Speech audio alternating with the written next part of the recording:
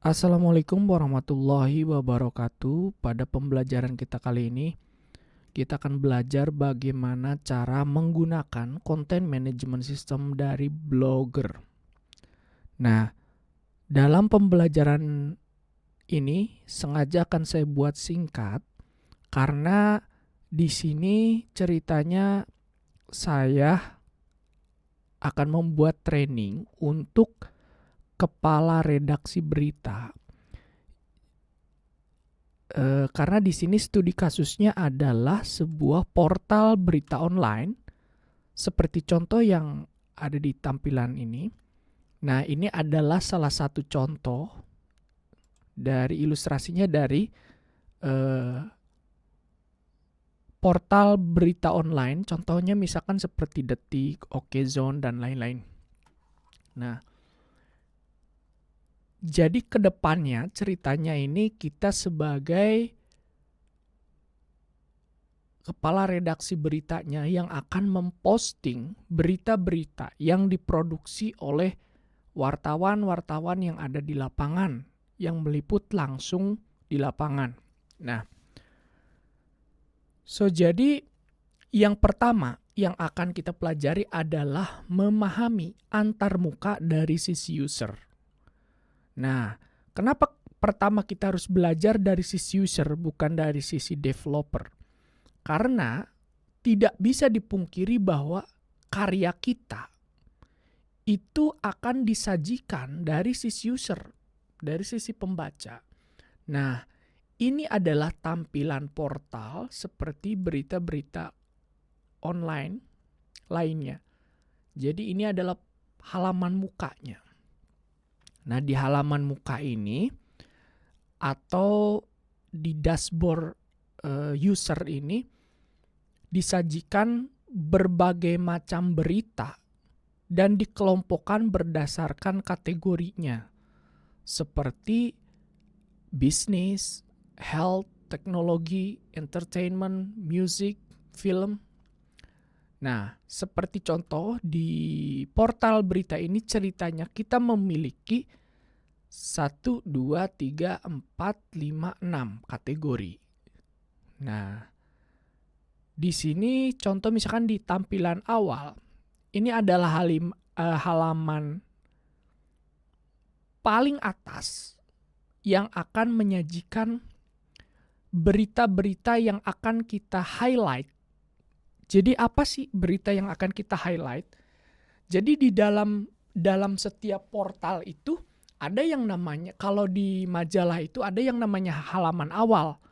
Nah, halaman awal ini akan menjadi cover yang akan merepresentasikan setiap redaksinya, jadi setiap episodenya. Nah, tentunya di halaman awal itu akan disajikan dan ditampilkan berita yang paling hits yang ada di edisi itu. Contoh, di sini akan ada 1, 2, 3, 4 tampilan. Nah, terserah nanti ini tugasnya dashboard administrator atau tugasnya kepala redaksi ini yang akan mengatur berita manakah yang akan ditampilkan di sini. Oke, langsung saja teman-teman. Ini adalah tampilan dari sisi user. Dan setelah tampilan awal ini, jika kita scroll ke bawah, ada beberapa tampilan yang dikelompokkan berdasarkan kategori seperti Jabodetabek. Nah, Jabodetabek ini artinya setiap postingan dengan kategori Jabodetabek, nah seperti ini, maka akan ditampilkan di bagian Jabodetabek ini. Nah, begitupun juga dengan yang kategori health atau kategori lainnya.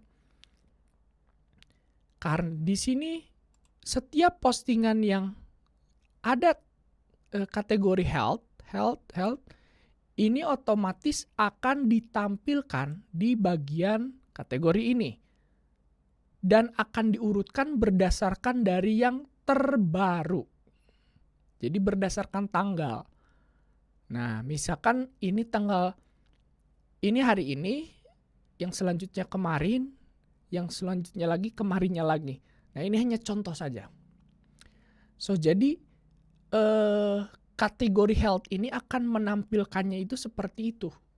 Akan diurutkan dari yang paling baru. Nah, selanjutnya sebenarnya dari kategori ini hanya ada dua bentuk tampilan. Yang pertama adalah tampilan yang bergerak dari kanan ke kiri.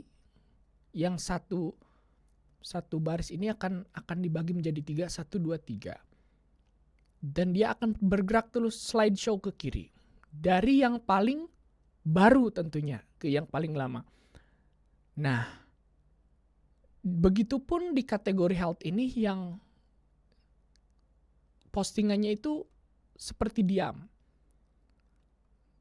Jadi kalau yang ini tidak ada slideshow. Jadi ini akan menampilkan dari yang terbaru.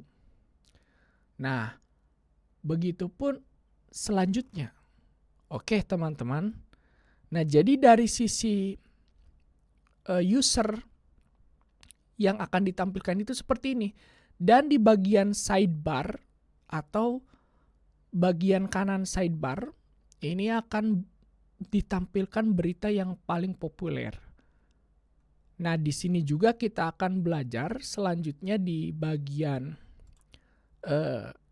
kepala web development ini.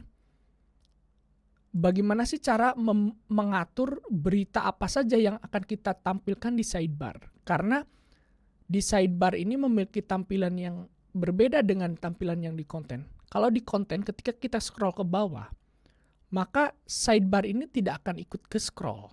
Jadi seperti halaman diamnya yang ada di sebelah kiri. Nah, halaman diam ini pun tetap bisa diedit, bisa yang mau kita tampilkan di sini itu apa aja bisa. Nah, di sini juga ada tampilan advertisement. So, jadi advertisement ini adalah tampilan iklan yang akan muncul di setiap berita sebagai sumber pendapatan dari website tersebut. Oke. Nah, di halaman footer, di halaman kaki ini dicantumkan logo, dicantumkan social media dari mulai Facebook, Twitter, WhatsApp, Instagram, YouTube. Bisa juga kita edit. Nah, pengeditan footer ini akan ada di bab web development. Karena yang akan kita bahas sekarang adalah bab ini terlebih dahulu. Jadi tentang bagaimana membuat postingan, mengedit postingan, dan menghapus atau take down postingan.